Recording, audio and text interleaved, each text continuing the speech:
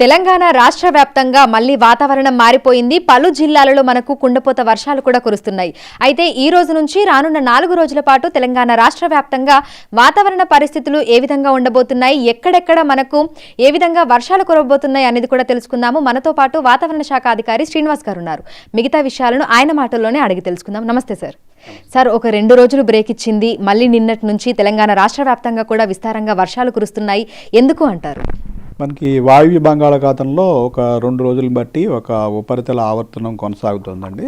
దీని ప్రభావంతో ఈరోజు ఉదయం మార్నింగ్ 5:30కి ఈ వాయువ్య బంగాళాఖాతంలో ఉత్తర ఒరిస్సా తీరానికి సమీపంలో ఒక అల్పపీడన ప్రాంతం ఏర్పడింది.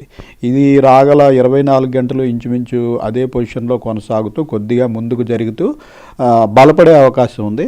తదుపరి 24 గంటల్లో ఇది ఉత్తర ఒరిస్సా తీరాన్ని దాటి క్రమంగా ముందుకెళ్ళి బలహీనపడుతుంది. అయితే దీని ప్రభావం వల్ల మనకి ముఖ్యంగా నార్త్ తెలంగాణలోని జిల్లాల మీద ఎక్కువ ప్రభావం ఉంటుంది. కాబట్టి ఈరోజు రేపు నార్త్ తెలంగాణలోని జిల్లాలకి, ఈరోజు అయితే మనకి ఈ పశ్చిమలో ఉన్న జిల్లాలకు కూడా, అంటే మనకి అరేబియన్ సముద్రం నుంచి కూడా ఈ వైపుగా ఫీడ్ వెళ్ళే అవకాశం ఉంది. కాబట్టి పశ్చిమంలో ఉన్న కొన్ని జిల్లాలకి, అలాగే తూర్పున ఈశాన్య దిక్కులో ఉన్న చాలా జిల్లాలకి ఎల్లో అలర్ట్ పెట్టడం జరిగింది. అయితే నిన్న చూసాము చాలా జిల్లాలలో మనకు కుండపోత వర్షాలు కురిశాయి. సో అత్యధికంగా ఎక్కడ వర్షపాతం నమోదయ్యింది? నిన్న చూసుకున్నట్టయితే మనకి ఆదిలాబాద్, కుమ్రంభీం జిల్లాల్లో భారీ వర్షం 7 నుంచి 10 సెంటీమీటర్ల వర్షం ఆదిలాబాద్, కుమ్రంభీం జిల్లాల్లో చాలా ప్రాంతాల్లో పడింది. అలాగే నార్త్ తెలంగాణలోని మిగిలిన అన్ని జిల్లాల్లోనూ కూడా మోడరేట్ రెయిన్ 5 నుంచి 7 సెంటీమీటర్ల వరకు చాలా ప్రాంతాల్లో నమోదైంది. మనకి సెంట్రల్ తెలంగాణ, దక్షిణ తెలంగాణ, మిగిలిన తెలంగాణ ప్రాంతం అంతా మనకి లైట్ రెయిన్స్ కొనసాగాయి నిన్న. సో ఈ రోజు ఏ జిల్లాలకు అలర్ట్స్ ఇవ్వడం జరిగింది? ఎక్కడెక్కడ మనకు భారీ వర్షాలు కురిసే అవకాశం ఉంది అంటారు?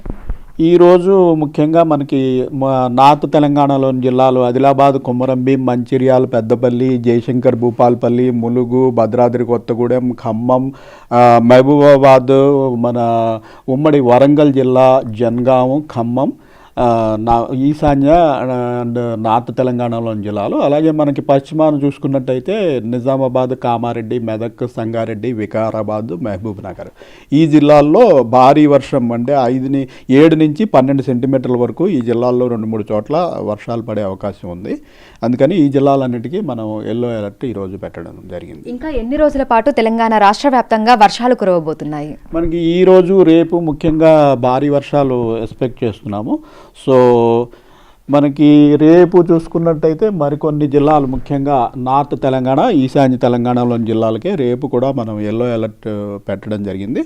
ఎల్లుండికి ఇది బహుశా తీరాన్ని దాటి వీకెండ్ అయిన తర్వాత అప్పుడు దాని పొజిషన్ని బట్టి, దానికి ఉన్న ఉపరితల ఆవర్తనం ఎంత ఎత్తు వరకు ఉంది అన్న దాన్ని బట్టి ఫర్దర్గా పొజిషన్ మనకి అర్థమవుతుంది.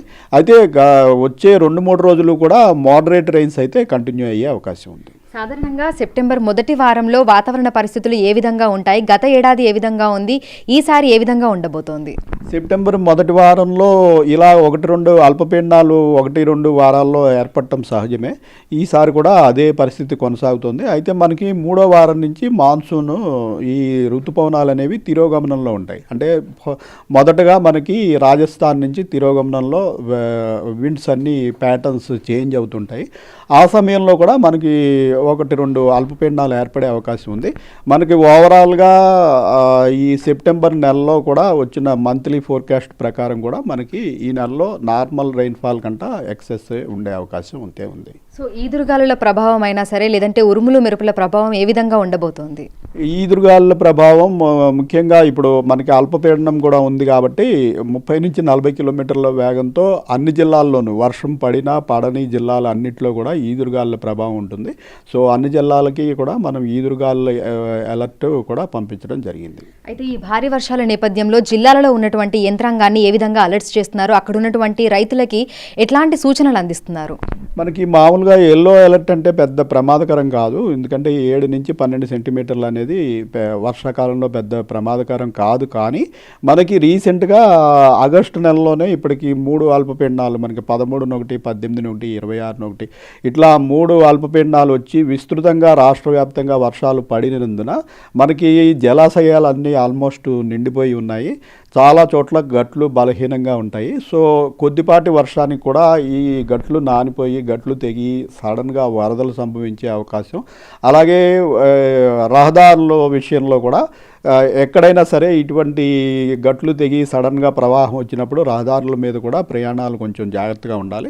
సో ఈ అన్ని ప్రాంతాలు ముఖ్యంగా నార్త్ తెలంగాణ, ఈశాన్య తెలంగాణ, అలాగే పశ్చిమ తెలంగాణలోని జిల్లాల అధికారులకి తదనుగుణంగా మనం అలర్ట్ పంపించడం జరిగింది. సో జిహెచ్ఎంసీ పరిధిలో చూసుకుంటే ఏ విధంగా ఉండొచ్చు అంటారు? ఎందుకంటే సాధారణంగా మనకి మేఘాకృతమై ఉంటుంది, అదేవిధంగా మళ్ళీ ఉక్కపోత వాతావరణం కూడా ఉంటుంది. సో జిహెచ్ఎంసీ పరిధిలో ఈ రానున్న 2-3 రోజుల పాటు వాతావరణ పరిస్థితులు ఏ విధంగా ఉండొచ్చు అంటారు?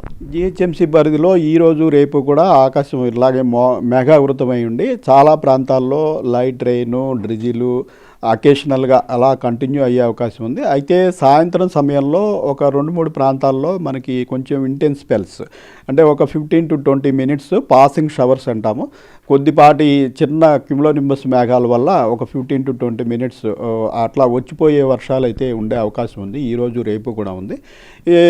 అంతకుమించి పెద్దగా భారీ వర్షం, అతి భారీ వర్షం సిటీలో మనం ప్రస్తుతం ఎక్స్పెక్ట్ చేయడం. Thank you sir, thank you so much.